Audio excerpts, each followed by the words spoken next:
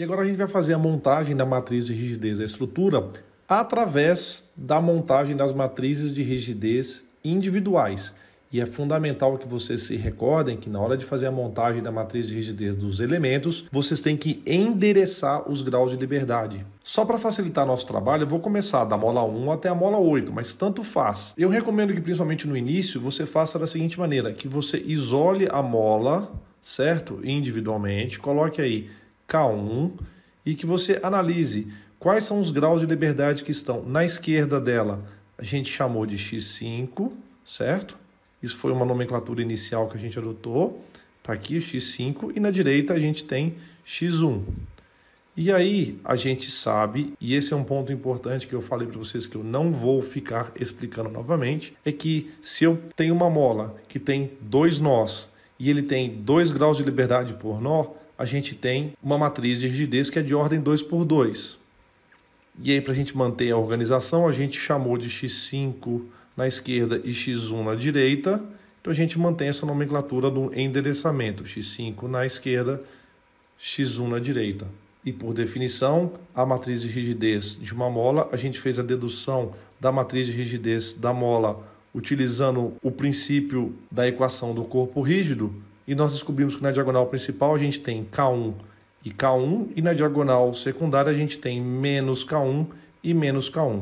Então eu recomendo que vocês façam isso para absolutamente todas as molas. E agora eu fiz bonitinho, bem organizado. Eu só tirei o X para poder evitar a poluição visual que vai ficar nesse slide. Mas eu recomendo que você deixe X5, X1, X5 e X1.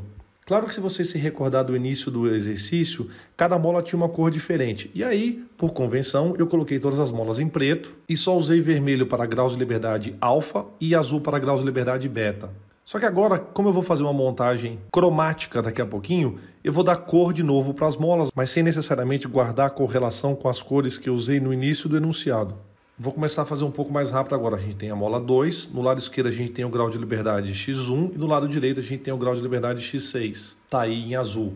Vou usar a cor verde para a mola 3. A mola 3 está aqui, a gente tem do lado esquerdo dela X1, do lado direito a gente tem X7. Vou usar a cor vermelha para a mola 4, então a mola tem X1 na esquerda e tem X2 na direita. Vou usar a cor roxinha ou rosa aqui para a mola 5, então identifiquei a K5, a gente tem na esquerda X7 e na direita a gente tem X2. Aí eu vou usar uma cor bege, na verdade é amarelo, né? Para a mola 6, então a gente tem aqui na esquerda X6 e na direita a gente tem X2. Vou usar azul para representar a mola 7, a gente tem na esquerda da mola 7 a gente tem X2 e na direita a gente tem X3. E aí vou usar um outro verde para determinar a mola 8, a gente tem na esquerda o primeiro grau de liberdade é o X3 e o segundo grau de liberdade do elemento é o X4.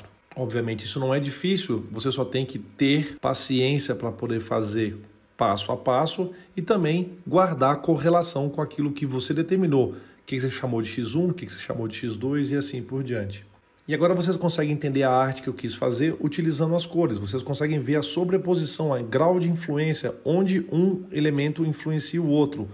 Onde não existe influência, a gente vai colocar 0, significa que não existe contato entre os graus de liberdade e os elementos naquelas regiões. Apesar de eu ter usado o vermelho aí para a mola 4, não tem nada a ver. Eu chamei no início do enunciado, eu falei que vermelho eram os graus de liberdade que eram desconhecidos e em azul eu numerei os graus de liberdade conhecidos, beta, que era igual a 3. Então a matriz de rigidez dessa estrutura vai ter ordem 7×7. Então eu vou deixar essa estrutura matricial preparada para que na próxima videoaula eu possa fazer a sobreposição de todos os graus de liberdade. E se você prestar atenção, eu já fiz a partição da matriz de rigidez. Como eu tenho alfa igual a 4, é a mesma coisa que eu passar uma faca em coluna, linha, e eu divido as porções da matriz de rigidez. Tive que desenhar tudo de novo que eu apaguei sem querer. Porque aqui eu vou ter na matriz de rigidez K alfa linha, alfa coluna e beta linha e beta coluna. E se você não se recorda como é que faz a montagem da matriz de rigidez, volta nas aulas anteriores, porque a sobreposição eu vou te apresentar diretamente. Eu posso fazer uma rápida revisão aqui te mostrando o seguinte, olha, tá vendo, por exemplo, o K1 nessa posição? Eu vou ter que colocar o K1 na linha X5, coluna X5. Então o K1 vem para cá. Esse K1 que está aqui, ele está na linha X1, na coluna X1. Então, eu coloco esse cara aqui. Esse menos K1 que está aqui, ele está na linha X5 e na coluna X1. Então, eu coloco esse cara aqui. E esse cidadão que está restando, ele está na linha X1, coluna X5. Então, eu coloco esse cara aqui. E aí eu já distribuí a influência da mola 1. Eu tenho que fazer isso mola após mola. Esse é o método da sobreposição.